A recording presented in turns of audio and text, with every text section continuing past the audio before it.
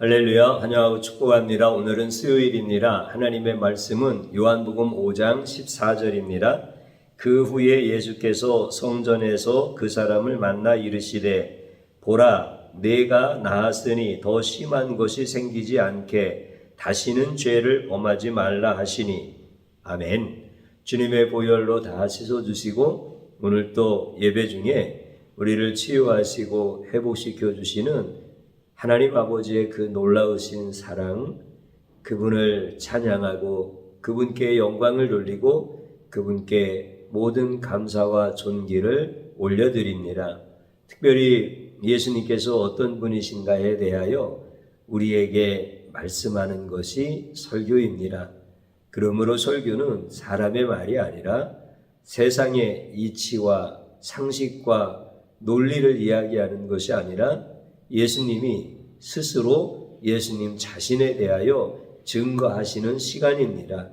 마른 막대기와 같은 자, 그보다도 못한 저의 모습을 보지 마시고 저를 통해서 말씀하시는 예수님의 음성을 들을 수 있는, 그래서 예수님을 깊이 생각하고 예수님과 영원히 동행하는 가장 복된 성도님들 되어지기를 주님의 이름으로 축복합니다. 저는 주일날 예수님은 죄를 사하시는 권세가 있으시다. 그리고 병을 고치시는 권능이 있으시다. 그래서 들것에 실려온 중풍병자의 죄를 사하여 주시고 병을 고쳐주시는 것을 선포하시는, 이것은 예수님만 하실 수 있는 이런 예수님의 사역이다라고 하는 것을 함께 은혜로 받았습니다. 예수님은 말씀을 하시면 곧바로 성취하시는 분입니다. 그래서 내가 죄사함을 받았다라고 말씀하실 때 사람들은 예수님을 인간으로 보고 에이, 말만 저렇게 하고 확실한 증거는 없어도 되니까 허풍을 떠는 거야. 그런데 하나님만 죄를 용서하실 수 있는 이런 이야기를 했으니까 신성을 모독한 거야 하면서 예수님을 비난하고 비방하지만 예수님은 죄를 사하여 주셨다라고 하는 말씀과 동시에 그 중풍병자가 죄에서 완전히 용서를 받는 사건이 일어났고, 이것이 말로만 끝나는 것이 아니라 예수님 그분만이 죄를 용서해 줄 수 있는 권세가 있다라고 하는 것을 인간은 도저히 할 수 없는 누워있는 중풍병자를 말씀으로 일어나 걷게 하시는, 그래서 예수님에게 제사하는 권세와 병을 고치시는 권능이 있다라고 하는 것을 드러내 주셨습니다. 참 이러한 예수님을 생각하면은 너무 좋지요. 죄를 사하는 이런 권세와 질병을 치료해 주시는 그 권능은 인간으로서는 할 수 없습니다. 어느 것도 인간은 할 수 없습니다. 예수님만 하실 수 있는 것들입니다. 그런데 죄를 사해 주시는 것이 훨씬 더 어렵다고 했지요. 왜냐하면 이것은 예수님이 반드시 십자가에서 우리의 죄를 대신 뒤집어 쓰고 죽으셔야 되기 때문에 그렇습니다. 그러나 예수님은 신적 권능이 있기 때문에 병 고치시는 것은 참 쉽습니다. 말씀으로 말씀하셔도 다 중풍병자도 고침을 받을 수 있는 거죠. 그런데 사람들은 죄를 사한다고 말하는 것은 쉽고 병든 자가 들 것을 들고 일어나 집으로 가는 것은 어렵다라고 생각하는 거죠. 이것은 다른 표현을 한다면 예수님의 은혜는 굉장히 값싼 것으로 여기려고 하고 자신의 고통은 너무 큰 것으로 인식하는 예수님을 모르는 타락한 인간의 죄성이다라고 하는 이런 의미가 되어지는 것이죠. 이제 한번 또 정리를 해보면 죄를 사해 주시는 것과 병을 고치시는 것 모두 사람이 할 수 있는 것은 없다. 오직 예수님만 하실 수 있는 예수님의 사역이다. 이렇게 정리를 할 수가 있는 거죠. 그럼 사람들이 그런 생각을 당연히 하겠지요. 병을 고칠 때 이거는 어떤 것입니까? 의사들이 병을 고쳐주잖아요. 그러면 이것은요, 예수님이 병을 고치는 것하고는 차원이 다른 겁니다.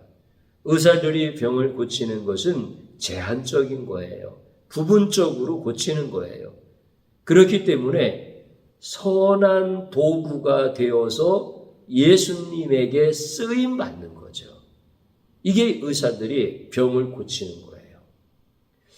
그렇기 때문에 의사분들이 참 훌륭하신 거죠. 공부를 참 많이 해야 되잖아요. 그리고 돈 욕심을 내는 것이 아니라 진정으로 병자들을 긍휼히 여기는 마음을 가지고 예수님의 선한 도구로 사용되어지는 이런 의사들은 정말 사람들로부터 존경을 받고 훌륭한 분들이 당연히 그렇게 사람들로부터 칭찬을 받아야 되는 거죠. 왜냐하면 예수님의 선한 도구가 되어서 쓰임받는 분들이기 때문에 그렇습니다. 근데 의사들만 훌륭한 게 아니라 그 병원에 가서 의사들한테 치료를 받고 처방을 받는 여러분들도 훌륭하신 거예요. 왜냐하면 예수님의 선한 도구를 활용할 줄 알기 때문에 훌륭한 거예요. 아, 나는 믿음이 좋으니까 병원도 안 가고 의사의 도움도 안 받을 거야. 이게 좋은 믿음이 아닌 거야. 예수님의 선한 도구를 나에게 은혜로 주셨구나 생각하고 적극적으로 활용하는 것이 그것이 훌륭한 믿음인 거예요. 그래서 병을 고치시는 분은 예수님이시다라고 이렇게 확실하게 믿는 분이 선한 도구도 사용할 줄 아는 이런 훌륭한 믿음의 사람이 되어지는 거죠. 그러니까 의사도 훌륭하시고 의사에게 치료받는 성도님들도 훌륭하시는 거예요. 이제 정리가 되어졌죠. 그래도 제가 자꾸 이렇게 반복해서 말씀을 드리는 것은 인간의 죄악이 관성이 있어서 또다시 죄의 모습으로 돌아가는 거예요. 그래서 예수님도 계속해서 반복해서 말씀해 주시고 또 주의 종도 반복해서 성도님들에게 예수님이 어떤 분이시냐, 예수님의 사역이 어떤 거냐, 우리는 예수님께 감사하고 또 감사하고 감사할 수밖에 없는 존재다. 이런 말씀을 계속해서 반복해서 말씀을 드리는 거죠. 오늘 우리가 읽은 본문에 있는 말씀을 보면 베데스다 연못가에 38년 된 병자가 누워있는 것을 예수님이 보십니다. 여러분들 생각해 보세요. 38년 동안 병자가 누워있는 거예요. 이 사람을 중풍병자라고 해도 상관이 없어요. 38년이라고 하는 세월은 긴 세월입니다. 사람들이 보통 있잖아요. 직장에 가서 몇 년 일합니까? 한 30년, 길게 40년 일하면 정년퇴직합니다. 그러면 보통 사람이 40년을 일한다고 하면 38년이라고 하는 세월이 40년 가까운 세월이잖아요. 그러면 30년, 40년 이 일을 한다라고 하면은 이 일은 아무 때나 하지 않아요. 나이 들어서 하는 것도 아니고 어려서 하는 것도 아니고 인생의 황금기, 그때 일하는 거 아니겠습니까? 그러면 인생의 황금기가 3, 40년이라고 한다면 인생의 황금기 동안에 누워있는 사람이에요. 이 사람은 그 인생의 황금기에 일을 못한 거예요. 누워만 있었던 거예요. 그런데 이제 그 베데스다 연못에 물이 움직일 때가 있어요. 그곳에 살아가는 사람들의 전설이야. 아, 천사가 와서 물을 막 휘저을 때 물이 막 움직이면은 제일 먼저 들어가는 사람이 낫는다라고 하는 것이 베데스다 연못의 전설이에요. 그러니까 물이 움직일 때가 있는 거야. 그러면 먼저 뛰어가야 돼요. 그런데 이 사람은 누워있는 동안에 몇 번 물이 움직였어. 그게 뭐 전설 따라서 움직였는지 그거는 우리 모르지만 주님이 바람을 통해서 움직이시든 아니면 땅을 흔들어서 움직이시든 뭐 이렇게 천사를 보내서 움직이시든 아무튼 그 물이 움직이는 거예요. 그런데 움직이면은 빨리 가야 돼요. 자기가 낫기 위해서는 그 물로 빨리 가야 되는 거예요. 그런데 이 사람은 물이 움직이는 것을 감지한 거예요. 물이 움직인 것을 본 거예요. 그래도 자기 몸이 움직이질 않는 거예요. 이게 인생 가운데 얼마나 고통스러운 것입니까? 내가 움직여서 저곳까지 가면은 살 수가 있는데 내 몸이 움직이질 않는 거예요. 아픈 사람들을 향해서 먹으라고 하잖아요. 나는 어렸을 때 아프면 어머니가 미음을 떠주셨던 것 생각이 나거든요. 이거 먹으라고. 근데 정말 미움도 안 넘어갔던 적이 있었어요. 심하게 제가 아팠을 때 우리 어머니가 이거 먹어라. 그래서 숟갈로 이렇게 떠주시는데 안 먹어지는 거예요. 마음도 안 먹고 싶고 그 다음에 먹고 싶은 마음이 있어도 안 넘어가고 그러는 거예요. 이거 먹어라. 이거 먹어라. 그러는데 고개만 이렇게 저어서 안 넘어가니까. 여러분들 저기까지만 가서 저기에 내 몸을 담그면 낫는다라고 하는데 거기까지 내 몸이 안 움직이는 거예요. 이게 인생 가운데 너무나 큰 고통이에요. 근데 아픈 거는 진짜 아픈 거예요. 우리 인생 가운데는 이런 일들을 만날 때가 많이 있어요. 정말 나도 움직이고 싶다고. 나도 거기까지 가고 싶다고. 나도 그 일을 처리하고 싶다고. 그런데 안 되어지는 거예요. 이게 정말 큰 인생의 고통인데 사실은 성경에서 이런 이야기들을 많이 해주시거든요. 38년 동안 움직이지를 못했다. 루스드라에 있는 안진뱅이는 걸어본 적이 없다. 성전 미문에 앉아 있었던 안진뱅이도 걸어본 경험이 없다. 이런 성경의 말씀은 계속해서 반복해서 기록하고 있어요. 오늘 본문의 말씀도 38년 동안 이 사람은 움직이고 싶었지만 움직이지 못했다는 거예요. 결국 이건 뭘 얘기하시려고 하느냐면 예수 없는 인생이 바로 이런 사람이라는 거예요. 예수가 없는 인생은 육체의 몸이 중풍병으로 움직이지를 못하던 아니면 육체는 건강해서 자기가 운동도 하고 일도 하고 다 하지만 한 번도 걸어본 적이 없는 인생이 바로 예수 없는 인생이라는 거예요. 그런데 예수님이 한 번도 걸어본 적이 없는 이 사람을 향하여서 말씀하시는 게 있었어요. 그게 뭐냐면 5장 8절에 보면은 예수께서 이르시되 일어나 네 자리를 들고 걸어가라 하시니 이렇게 말씀하셔요. 일어나 내 자리를 들고 걸어가라. 이 사람은 한 번도 움직여보지 못했다니까요. 걸어본 적이 없었다니까요. 그렇게 걸어보려고 지금 물이 움직이는 자리까지 걸어가 보려고 그렇게 애썼지만 한 번도 걸어본 적이 없어요. 그런데 예수님이 그를 향해서 일어나 내 자리를 들고 걸어가라 이렇게 말씀하셔요. 참 놀랍지 않습니까? 예수 없는 인생은 한 번도 걸어본 적이 없는 인생인데 우리는 이거를 모르는 거야. 그랬더니 이 사람이 정말 일어나 자리를 들고 가는 거예요. 오늘 예수님께서 들것에 실려왔던 중풍병자에게 내 침상을 들고 집으로 가라. 그랬더니 그가 집으로 가잖아요. 일어나는 것도 힘들지 않잖아. 여러분들 일어나 서 있는 상태도 너무 힘겨운 거 아니에요? 한 번도 일어나 보지를 못한 거잖아요. 한 번도 걸어보지를 못했잖아요. 근데 일어나긴 한 거예요. 근데 걷는 게 얼마나 생소하겠어요. 근데 무거운 것을 들고 간다라고 하는 것은 더 힘든 거 아니에요? 예수님께서 일어나게 하시고 재활을 시켜주시고 그리고 일정 기간 동안 훈련을 시켜주신 다음에 그 다음에 근육이 붙고 걷는 것이 익숙해졌을 때 침상을 들고 가라 이렇게 말씀하신 게 아니에요.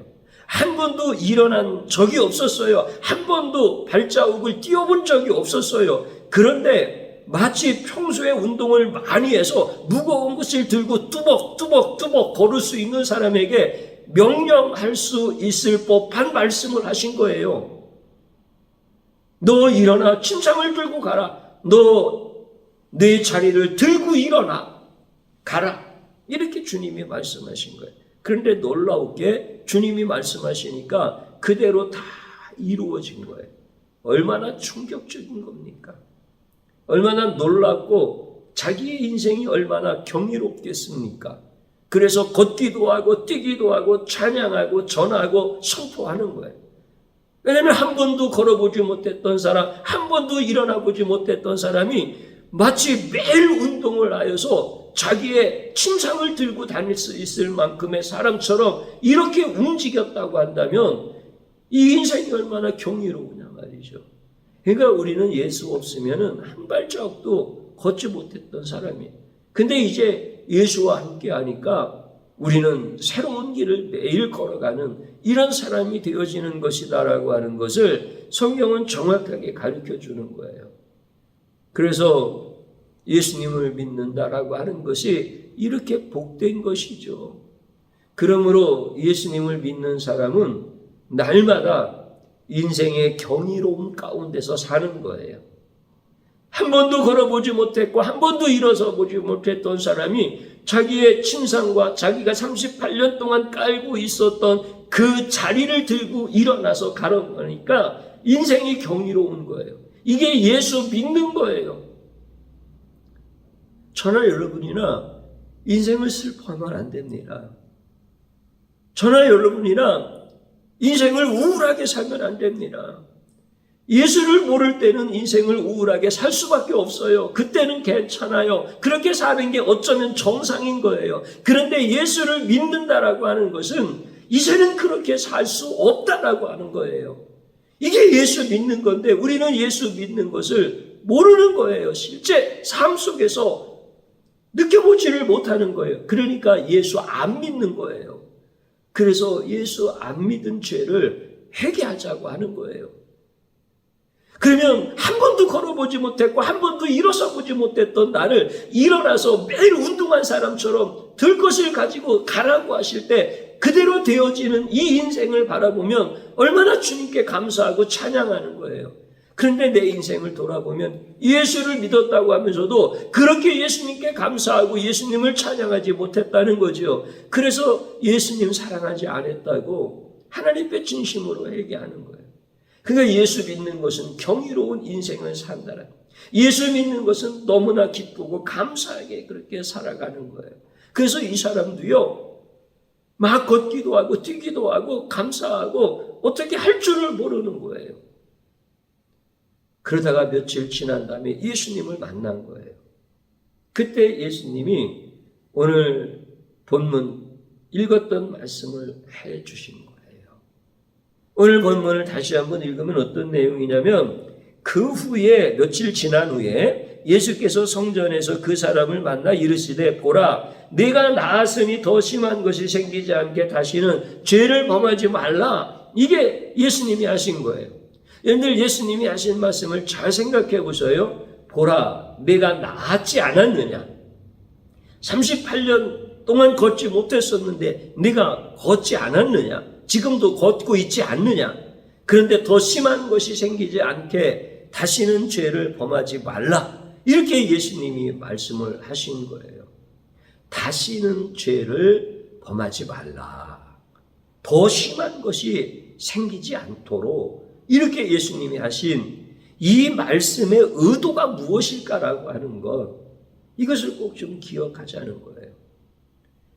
계속해서 우리에게 반복해서 주님은 가르쳐 주셨습니다. 질병은 죄로 인한 것이다.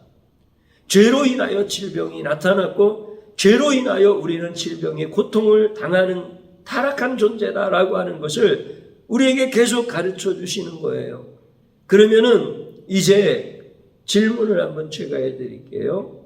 여러분들이 대답을 좀 해보세요. 더 심한 것이 생기지 아니하도록 다시는 죄를 범하지 말라. 이렇게 예수님께서 그 사람에게 말씀하셨어요. 그러면은 이거는 예수님의 질문의 의도가 어떤 의도였을까? 첫 번째, 진짜 더 심한 것이 생기지 않도록 죄 짓지 말라. 그러니까 거룩하게 살아야 된다. 죄 지으면 안 된다. 이런 의미로 말씀하신 걸까? 아니면 두 번째로 죄와 질병의 문제를 해결하는 분은 예수님 뿐이니 예수님을 떠나지 말거라. 어떤 의도로 예수님이 말씀하셨을까요? 표면적으로 보면 죄 짓지 말라는 말씀처럼 보입니다. 그러나 예수님의 마음은 죄와 질병의 모든 문제는 예수님만 해결하실 수 있으니 너는 다시는 예수님을 떠나지 말거라. 나를 떠나지 말거라. 나를 떠나면 너는 일어설 수도 없고 걸을 수도 없는 존재요. 나를 떠나지 아니하면 38년 동안 걸어본 적이 없는 내가 걸을 수 있는 자가 되어진다. 그러니 나를 떠나지 말거라. 예수님의 마음은 바로 이거다라고 하는 겁니다. 그런데 사람들은 성경의 표면을 보고 성경의 말씀을 심히 오해하는 거예요. 그리고 예수님이 고쳐주셨으니까 너 죄 짓지 말아라. 죄 지면은 더 심해진다. 그러면 예수님은 우리가 고침받고 죄 지을 거 모르시는 분이세요? 만약에 우리가 고침받았는데 죄를 지은 거야. 예수님께서 괘씸하다. 이 녀석 봐라. 더 심한 것으로 너를 질병으로 치리라. 예수님이 기분 나빠서 더 심하게 그렇게 칠 것이다라고 위협하면서 그러니까 죄 짓지 마. 예수님이 이런 의도가 아니셨다라고 하는 거예요. 예수님은 우리의 죄성을 다 아십니다. 우리가 그 험한 파도를 밟고 일어날 수 없다라고 하는 거 알고 있습니다. 그리고 그 죄의 결과로 나타나는 인생의 문제를 우리의 힘과 우리의 인생의 경험으로 이길 수 없다라고 하는 것을 우리 예수님은 누구보다도 잘 아십니다. 예수님은 고쳐주시고 너 이제 죄 지으면 더 심해지니까 너 정신 똑바로 차려. 우리 예수님은 이렇게 말씀하신 적이 없단 말이죠. 참된 부모는요, 자녀가 잘못을 하면 반드시 뭐를 하느냐면 징계를 합니다. 이게 참된 부모예요. 자기의 자녀라고 한다면 반드시 징계를 합니다. 뭐 다른 자녀 잘못을 해도 불쌍하다, 참 안 됐다, 뭐 이렇게 뭐 얘기할 수 있는 것으로 끝날 수 있지만요. 자기 자녀가 잘못을 범하면 진짜 부모는 반드시 징계합니다. 그리고 그 아픈 자리를 다시 싸매줍니다. 그리고 징계보다 내가 너를 사랑하고 너를 용서하는 것이 훨씬 더 크다라고 하는 참된 부모의 마음을 전달해 줍니다. 이게 진짜 부모의 심정이고 자녀를 양육하는 태도입니다. 우리 예수님도 우리가 잘못하면 반드시 징계하십니다. 그래서 우리가 죄를 짓지 않을 능력이 있어서 죄를 안 짓는 게 아니에요. 징계가 무서워서 죄를 안 짓는 거예요. 죄가 재미없어서 안 짓는 거 아니에요. 죄가 재미있어요. 그런데 죄를 지으면 징계가 따라오는 것을 알기 때문에 그래서 죄를 안 지으려고 애쓰는 거예요. 그래서 예수님은 우리가 죄를 지으면 반드시 징계하십니다. 우리를 사랑하시고 우리가 사생자가 아니기 때문에 그렇습니다. 그런데 예수님은 우리가 오해하는 것처럼 예수님의 마음이 더 심한 것이 생기지 아니하도록 죄짓지 말라 하면서 그를 계명으로 윤리로 억압하시는 분이 아니다라고 하는 거예요. 죄를 지었을지라도 돌아오라는 거예요.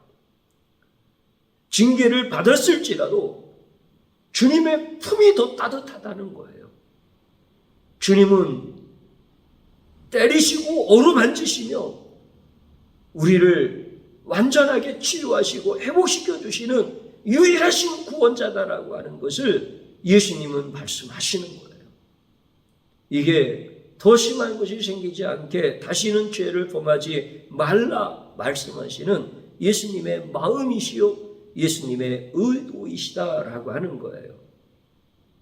그래서 죄를 지었을지라도 두려워하지 말고 부끄러워하지 말고 마귀에게 더 크게 속지 말고 그래서 죄책감에 빠져서 우울해하거나 잘못된 선택을 하지 말고 어떤 죄도 용서하는 주님 앞으로 돌아오라는 거예요. 어떤 질병도 치료하시는 주님 앞으로 돌아오라는 거예요. 그러면 용서하시고 고쳐주시겠다는 말씀이 오늘 본문에 있는 말씀인 거예요. 사랑하는 성도님 여러분, 이제 말씀을 오해하지 마시고 예수님 중심으로 보심으로 말미암아 예수님이 우리의 죄를 용서하시고 우리의 모든 질병을 치유하시는 유일한 구원자이심을 가르쳐 주시는 그 말씀 앞에 무릎을 꿇고 주님을 찬양하고 주님을 경배하고 주님 앞에 나올 수 있는 여러분들 되시기를 축복합니다. 이 말씀이 곧 우리를 치유하시는 말씀이라는 거예요. 그래서 여러분들 이제는 예수로만 살 수 있기를 주님의 이름으로 축복합니다. 예수님이 여러분들 다 치료하십니다. 여러분들의 삶의 모든 문제, 그 넘지 못할 언덕 같은 것을 이제는 우리로 밟고 건너가게 하시는 이런 은혜를 우리에게 주십니다. 나도 여러분도 한 번도 걷지 못했던 그 길을 걷는 거예요. 그러나 두려워하지 않고 담대하게 갈 수 있는 것은 그분의 용서와 그분의 치료가 있기 때문에 그런 겁니다. 오직 그 예수님을 향하여 찬양과 존귀와 영광을 올려드리기를 주님의 이름으로 축복합니다. 저를 한번 따라 세우시기 바랍니다. 말씀을 몰라서 윤리와 계명으로 구원받고 치료받으려고 했던 죄악을 용서하소서. 아멘. 주님 앞에 진심으로 회개하는 겁니다. 또 한번 따라서 하십시오. 한 번도 걸어보지 않은 길을 담대하게 가게 하시니 감사합니다. 아멘. 주님 한번 부르고 기도합니다. 주여 고맙고 감사합니다. 이 시간 주님 앞에 나와 예배하는 자들 사랑하시고 긍휼히 여기시고 그들의 모든 죄를 용서하시고 그들의 모든 질병을 치유하시는 주님을 찬양합니다. 그러나 우리는 말씀을 심히 왜곡하여서 우리 주님이 나는 너를 사랑한다. 나는 너를 용서한다.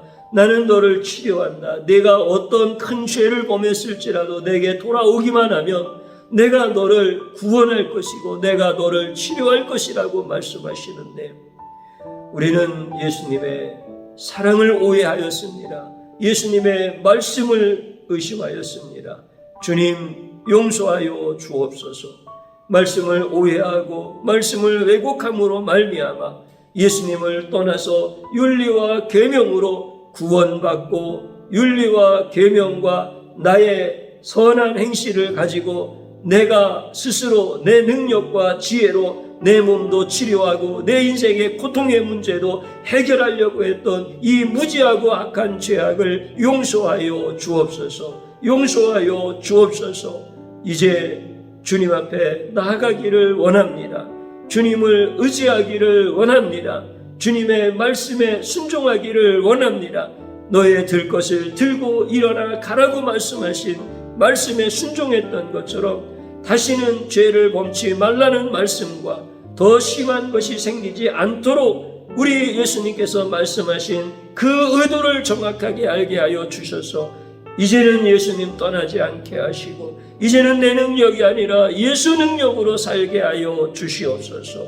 주여, 인간은 기분 나쁘면 기분 나쁜 표현을 하고 기분 나쁜 대가를 요구합니다. 그러나 예수님은 내가 혹여 범죄했을지라도 나를 때리시는 그 주님의 손으로 만지시고 나를 품어주시는 그 사랑은 이 세상에서는 헤아릴 수 없는 한량없이 크신 사랑임을 깨닫게 해주시니 감사드립니다. 이제 예수님만 사랑하기를 원합니다. 예수님만 의지하여서 내가 처음 가는 교길도 두려워하지 않고 담대하게 걷도록 역사하여 주옵소서. 그렇게 나를 담대한 인생으로 바꿔주시는, 축복의 인생으로 바꿔주시는 예수님의 이름으로 기도드리옵나이다. 아멘.